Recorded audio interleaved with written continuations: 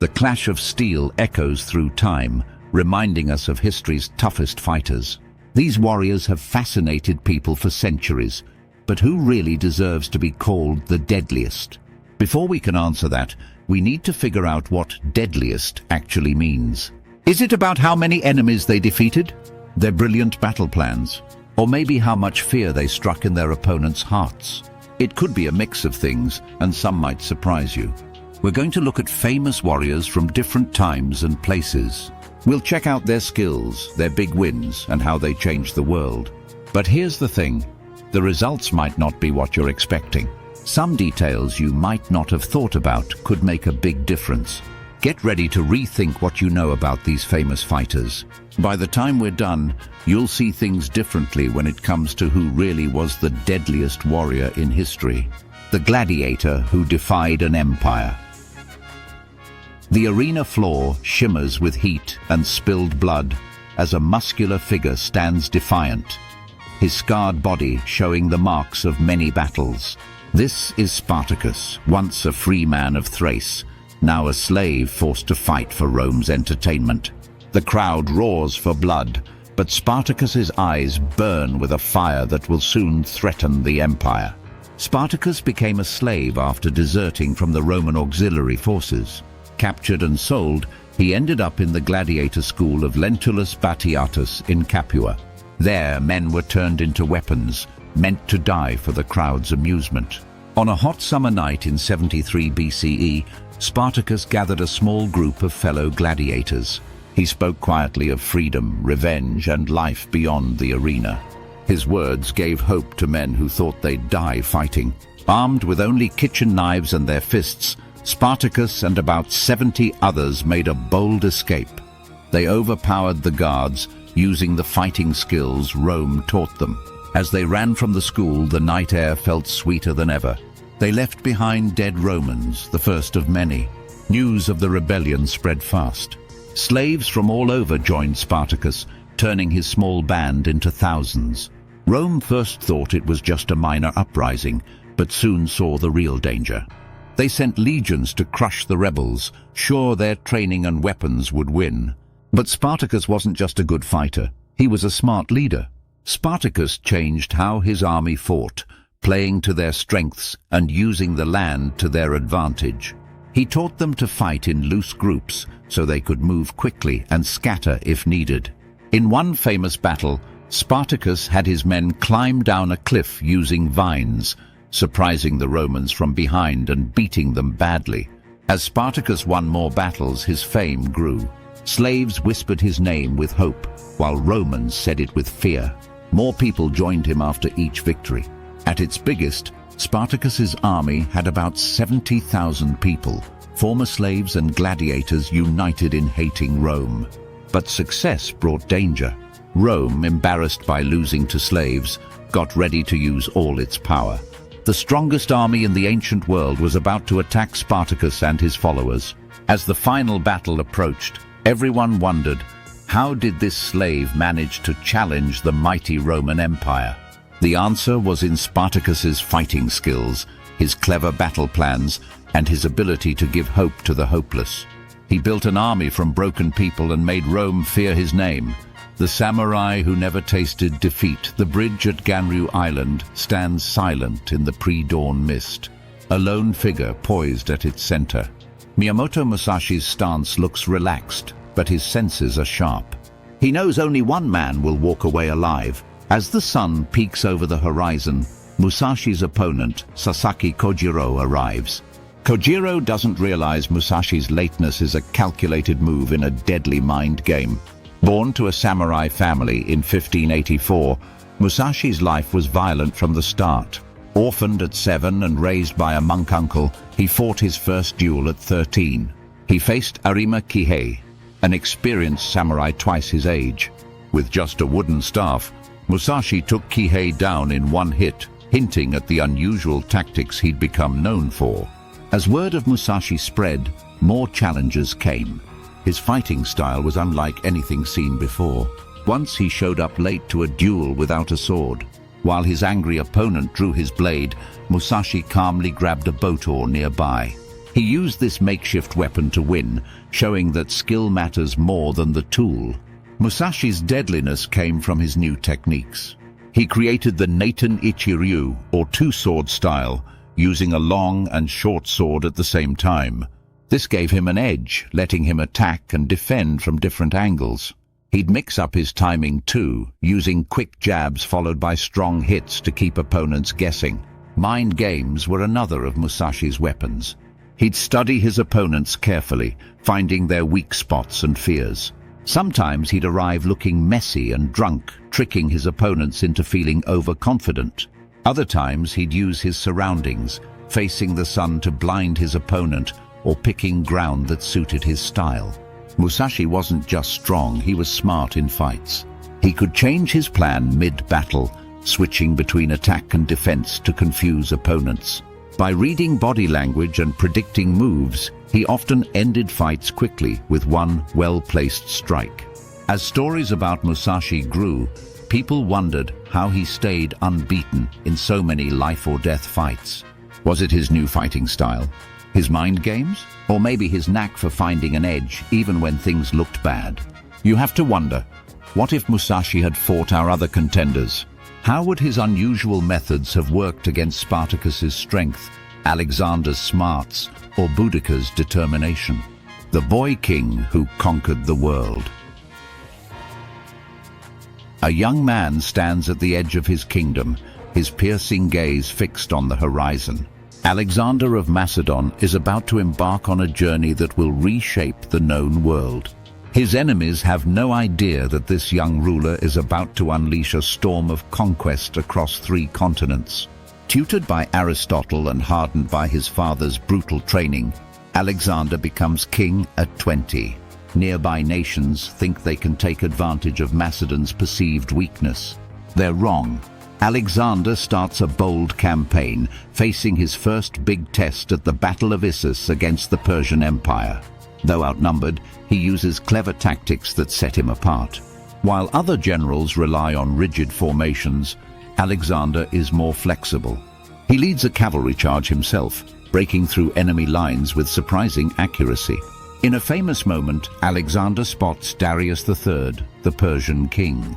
Shocked by this unexpected attack, Darius runs away, and his army falls apart.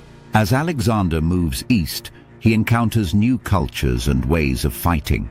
Instead of just conquering these people, he starts to use their strengths.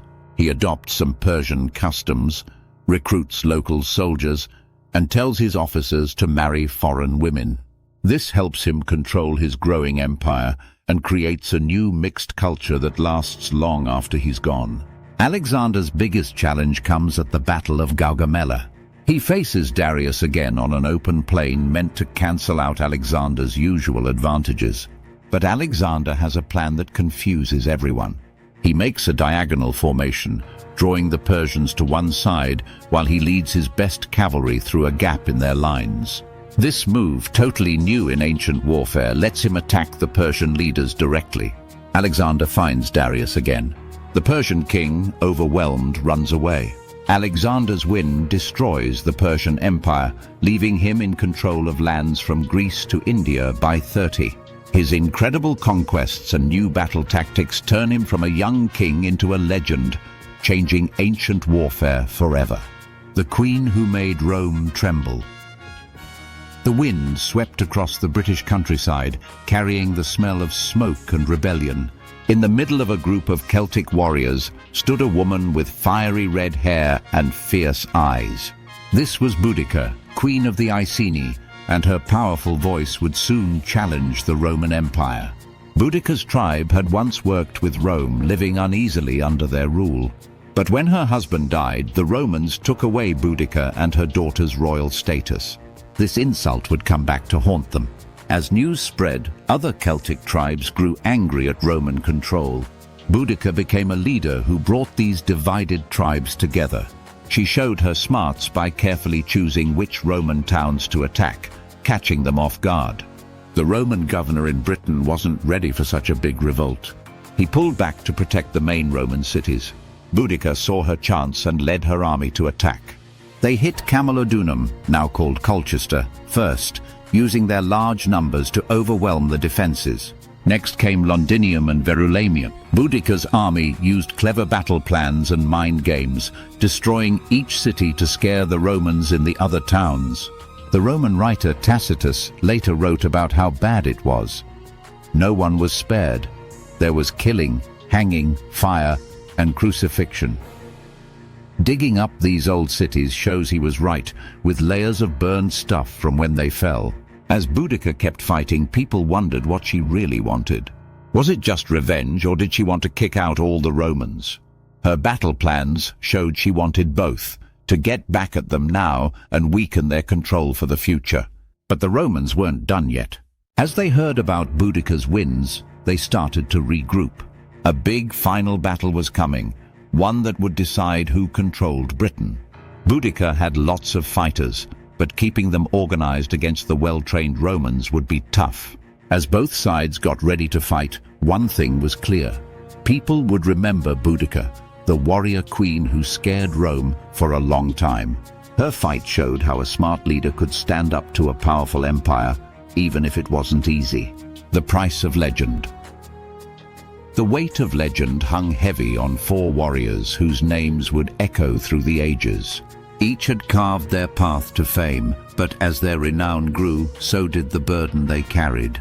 The price of their legendary status was about to come due, and it would be paid dearly. As Spartacus faced Rome's armies, Miyamoto Musashi retreated to his cave. Alexander the Great despaired at the edge of his empire, and Boudica rallied her forces in Britain, their fates intertwined in a deadly dance of consequence. These historical titans now stood at the edge of their greatest challenges. Spartacus, caught between mountains and sea, saw his liberating army become a potential weakness. Musashi, writing his final thoughts, struggled with the cost of his relentless pursuit of perfection. Alexander, having conquered the known world, now battled his own insatiable ambition. Boudica, who had made Rome tremble, realized her massive force might falter against disciplined Roman legions. Though separated by time and distance, their stories shared a common thread: the weight of expectation and the fallout from their actions. Spartacus had inspired thousands to seek freedom, a dream now in peril. Musashi's undefeated record left him isolated in his final days. Alexander's conquests reshaped the ancient world, but pushed him towards madness. Boudica's vengeance united her people, but threatened to destroy them. As their final battles approached, each warrior faced a reckoning with themselves as much as with their enemies. Their deadliness would be tested not just in combat, but in their ability to bear the burden of lives taken. Spartacus would match his tactics against Crassus's efficiency. Musashi would confront his own legacy. Alexander would face his men's weariness. Boudica's fury would clash with Rome's might. In the end, the deadliest among them would be determined by more than just battle skill. It would come down to how they faced the consequences of their actions. As their extraordinary lives neared their end, Spartacus, Musashi, Alexander, and Boudica prepared for their ultimate test, one that would decide if history remembered them as heroes or as warnings against unchecked ambition. The fatal flaw. The mightiest warriors in history had flaws that threatened to undo their hard-won legacies.